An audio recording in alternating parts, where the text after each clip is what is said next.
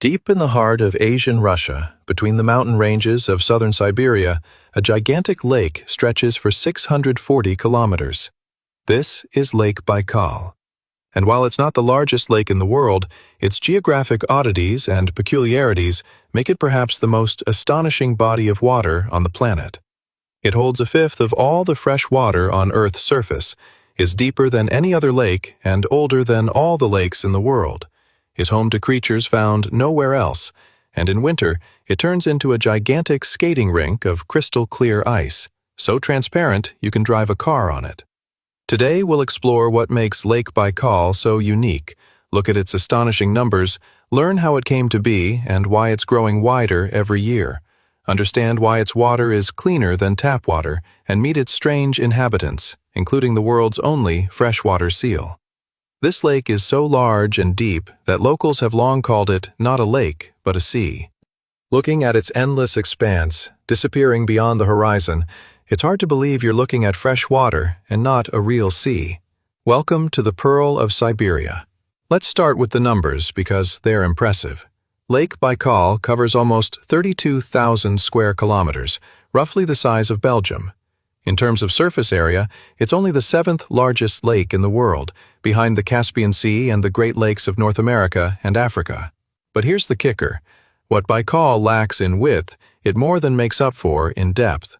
The lake's surface lies at an altitude of about 450 meters above sea level, and its deepest point is almost 1,200 meters below sea level. Add it all up, and you get a total depth of over 1,600 meters, making Baikal the deepest lake on the planet. Just imagine, its bottom at its deepest point lies almost a kilometer below sea level. To understand just how deep it is, imagine that if you place the tallest mountain in the Alps on the bottom of Lake Baikal, its peak would barely emerge from the water. And most of the world's famous skyscrapers would sink into its depths without a trace, even stacked one on top of the other. This combination of immense depth, considerable surface area, and steep, canyon-like shores has collected a colossal volume of water in this stone basin. Large rivers flow into the lake from the south and east, collecting water from vast expanses of northern Mongolia and Buryatia. As a result, Baikal contains more water than all the Great Lakes of America combined, accounting for about 22% of all fresh surface water on our planet. In other words, every fifth liter of fresh water from all the lakes and rivers in the world is found right here, in this single Siberian basin. To fully grasp this scale, imagine that if all the world's rivers suddenly stopped flowing into Lake Baikal, it would take the single river flowing out of it about 400 years to drain the lake. And if Baikal's water could be distributed equally among every person on Earth, each would receive several thousand tons of the purest fresh water. This is a truly freshwater sea, safely hidden among the Siberian mountains. Despite Lake Baikal's location at the southern edge of Siberia, the climate around it is quite harsh, almost Arctic. In winter, the average temperature drops to around -21 degrees Celsius, and in the height of summer, in August, it barely rises above 11 degrees Celsius. Meanwhile, the enormous lake itself significantly moderates the weather on its shores, as its colossal mass of water slowly cools in the fall and slowly warms up in the spring, like a giant heating pad, or conversely, a refrigerator, smoothing out temperature fluctuations.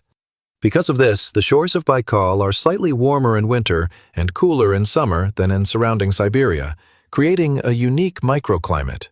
These harsh climatic conditions, coupled with the lake's mountainous surroundings, largely explain why there are almost no large settlements around Baikal.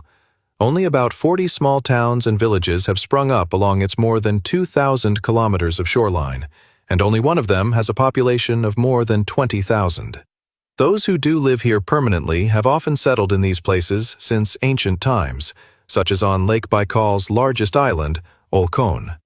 Around 1,700 Buryats call this rocky island their home, practicing shamanism and Buddhism far removed from the traditional Russian culture.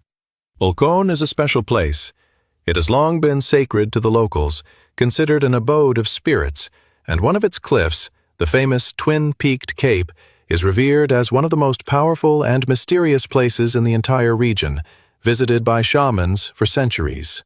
The island's climate is surprisingly dry, with very little rainfall, and the landscapes are strikingly diverse, with steppes, sands, relict forests, and sheer cliffs. And the very land on which they live, with sheer cliffs hundreds of meters high that plunge directly into the waters of Lake Baikal, beautifully reflects the turbulent tectonic past of this region, the very same past that created this natural wonder.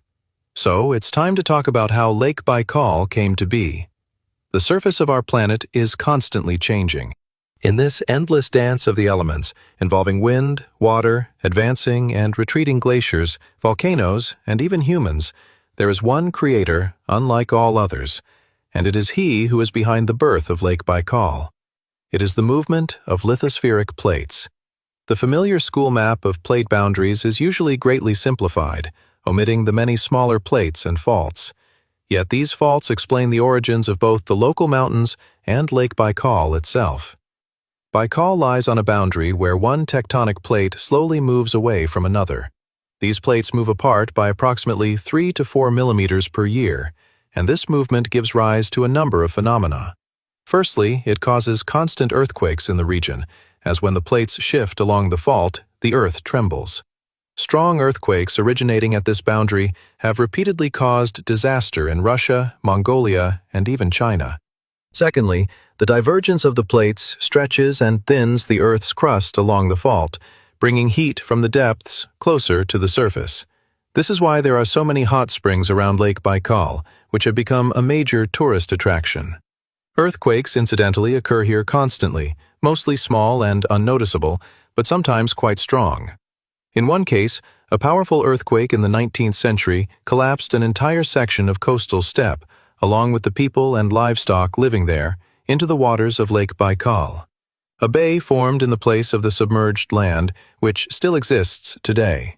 So, Lake Baikal's turbulent tectonic past is not a distant memory. It is continuing right now, before our very eyes. And here's the most astonishing thing. Baikal isn't just a lake, but a gigantic crack in the Earth's crust, a rift basin that's slowly moving apart. Those same diverging plates are making Baikal wider every year, as if the Earth were slowly being torn apart.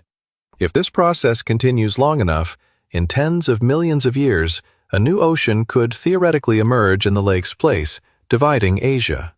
In fact, right now, slowly and imperceptibly, a future ocean is being born before our eyes, and Baikal is its cradle, its very beginning. Just like millions of years ago, the planet's current oceans began, with a narrow crack filled with water that grew wider century after century. Knowing the speed at which the plates are moving apart, scientists were able to calculate the age of the basin itself, and it turned out to be astonishing, around 25 to 30 million years. This was confirmed by deep boreholes drilled into the lakebed, where they discovered layers of bottom sediments accumulated over millions of years. Incidentally, these layers can be used to decipher the climate of the distant past, like tree rings. The thickness of these sediments on the bottom of Lake Baikal is astonishing. Hidden beneath the water are many kilometers of silt and sediment accumulated over millions of years, so the true, original rocky bottom of the rift basin lies much deeper than the visible bottom of the lake, and the actual depth of the entire crack in the Earth's crust is even greater. Each layer of these sediments, like a page in a stone chronicle, preserves the memory of the climate in a particular era, and scientists read this chronicle by lowering drills into the bottom of the ancient lake. It turns out that Lake Baikal arose approximately halfway between our time and the era of the extinction of the dinosaurs, making it a truly ancient lake, generally accepted to be the oldest of all lakes existing on the surface of the Earth today. There is, however, one rival lake in eastern Kazakhstan, estimated to be as old as 70 million years, but there's insufficient evidence to support this claim. So Lake Baikal remains the champion. Most lakes have short geological lifespans, lasting only thousands or tens of thousands of years. They quickly silt up and disappear. Lake Baikal, however, has existed for tens of millions of years precisely because its basin is constantly widening and deepening. A typical lake is essentially a temporary puddle on the face of the planet. Rivers and streams bring silt and sand into it. It becomes shallow, overgrown, and eventually turns first into a swamp and then dry land. This doesn't threaten Lake Baikal, as its bottom constantly sinks following the diverging plates faster than sediment can cover it. Therefore, unlike its lakebed counterparts, it doesn't deteriorate, but rather seems to remain eternally youthful despite its colossal age. So, we've already established that Baikal is the deepest, most voluminous, and oldest lake on the planet. But this Pearl of Siberia has many more amazing features. Let's talk about its water. A vast drainage basin and hundreds of small rivers constantly feed Baikal, and its tributaries provide about 85% of its annual water, with the rest coming from rain and snow falling directly on the lake's surface. Once in this gigantic basin, a drop of water lingers for an average of over 300 years before leaving the lake through its only outlet, the Angara River. Just think about it. Of the many rivers that flow into Baikal, only one flows out. The Buryats and other local peoples have a beautiful legend about this. The gray-haired hero Baikal held his many sons, the rivers that brought him water, in strict thrall. Only his only daughter, the beautiful Angara, disobeyed her father and fled to her lover, breaking through the lovers. Therefore, she alone flows out of the lake. And during these long years spent in the lake, the water undergoes a remarkable annual cycle, closely linked to the harsh Siberian climate. This cycle is worth describing in more detail, because it contains one of Lake Baikal's secrets. In winter, the lake is covered in a solid shell of ice, with the surface water temperature hovering around 0 degrees Celsius and gradually rising to around 4 degrees Celsius at a depth of about 200 meters. In the spring, the ice melts, and the upper layers of water quickly warm up. And at some point, in early June, something interesting happens. The temperature throughout the lake evens out and becomes almost uniform, around 4 degrees Celsius. At this point, oxygen-rich water from the surface sinks to the very bottom, supplying life-giving oxygen to all layers of the lake, right down to the depths. This happens because water has a curious property.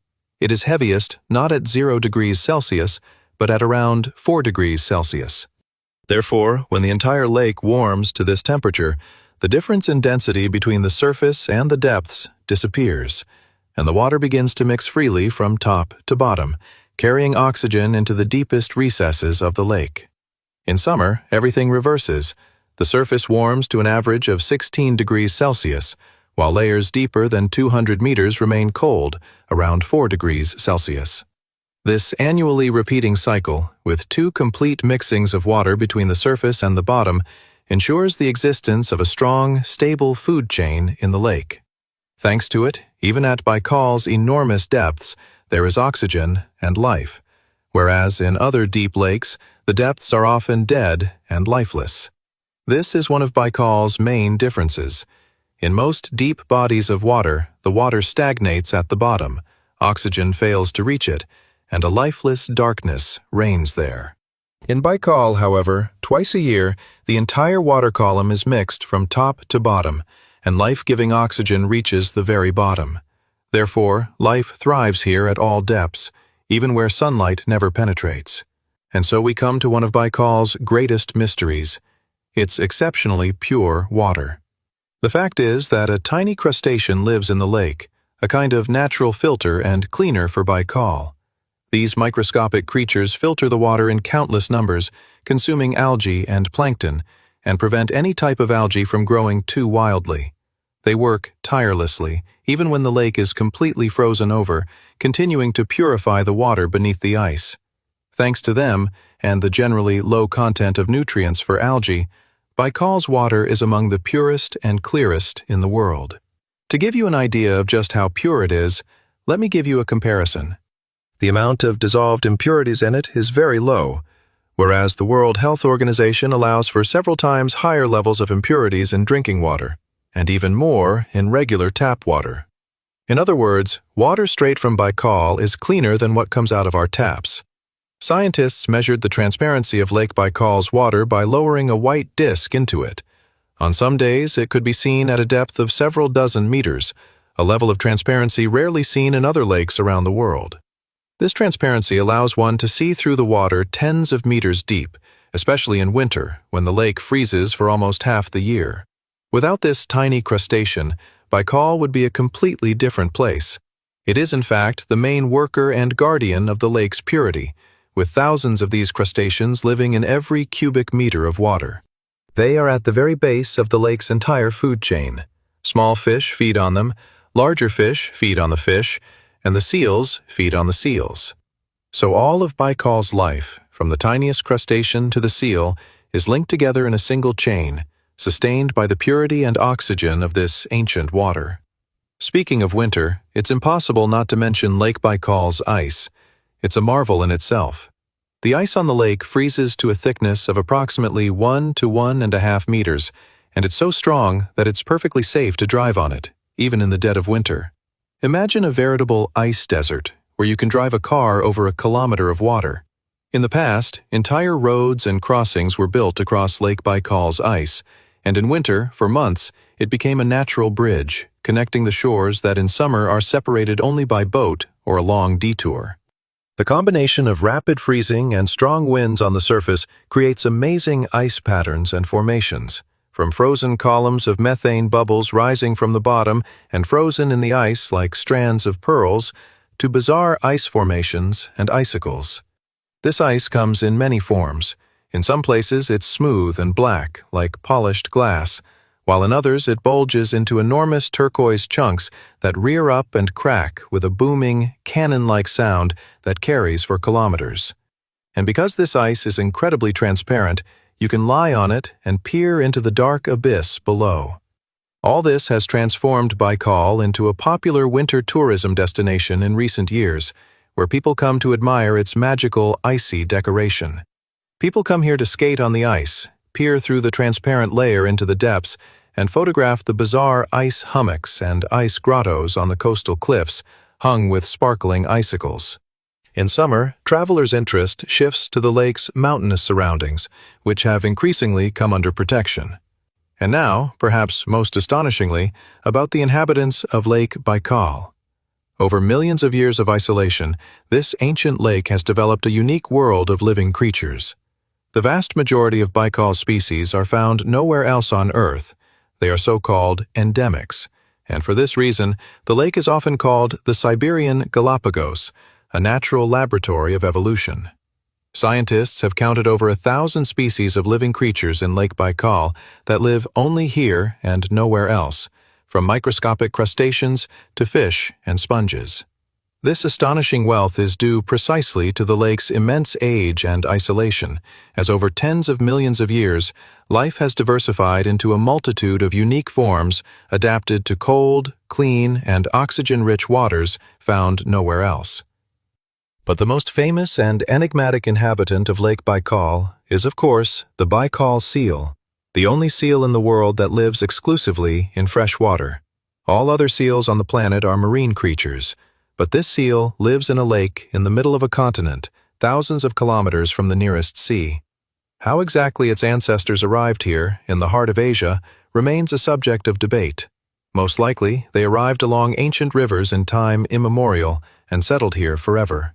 These seals have adapted perfectly to life in the lake. They can dive hundreds of meters and remain underwater for long periods, and in winter, they create vents in the ice to breathe and create dens for their pups right in the snow on the ice. Despite the harsh climate, the seal thrives, as the cold, clear Baikal water is teeming with fish, and over millions of years, this animal has become a living symbol of the lake. Baikal also harbors some truly amazing fish, such as a translucent fish whose body is almost half fat. It is so delicate that it literally melts when exposed to the sun.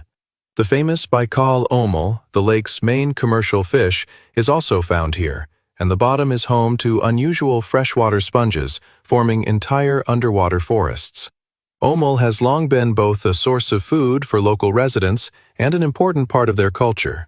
They have been catching, drying, and smoking it for centuries, and today, smoked Baikal omul is a renowned local delicacy that people travel from far and wide to enjoy.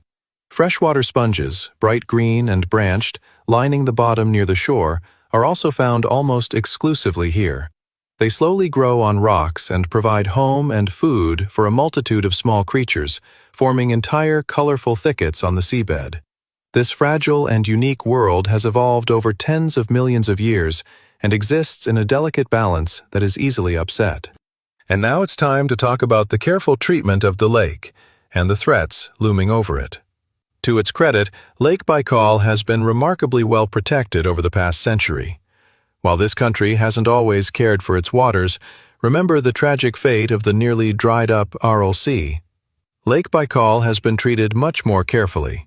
The country's first nature reserve was established right here, on the northeastern shore, in the delta of one of the rivers, back in 1916. Other reserves, national parks, and protected areas followed, so that today more than half of Lake Baikal's shoreline is protected. The lake itself and its surroundings are internationally recognized as a World Heritage Site, a place of exceptional value for the entire planet, not just for one country. And yet, economic interests constantly challenge conservation. Thus, local and international activists once succeeded in ensuring that the planned oil pipeline was routed away from the seismically active shores of Lake Baikal, as an oil spill into the lake would have been catastrophic. And the pulp and paper mill, which had been dumping industrial waste directly into the lake for nearly half a century, finally closed. For many years, this mill had been a headache for Lake Baikal's defenders, as it dumped bleach and industrial waste into the pristine water. Although thousands of tons of harmful substances had entered the lake over that time, the enormous volume of Baikal water had largely diluted them. Still, the enormous volume of water does a good job of diluting the pollutants that had entered it, but changes have become noticeable in recent decades. These changes worry scientists. Rotting algae, previously absent, are growing along the shores, and some unique species of fish and sponges, native only to Lake Baikal, have begun to disappear.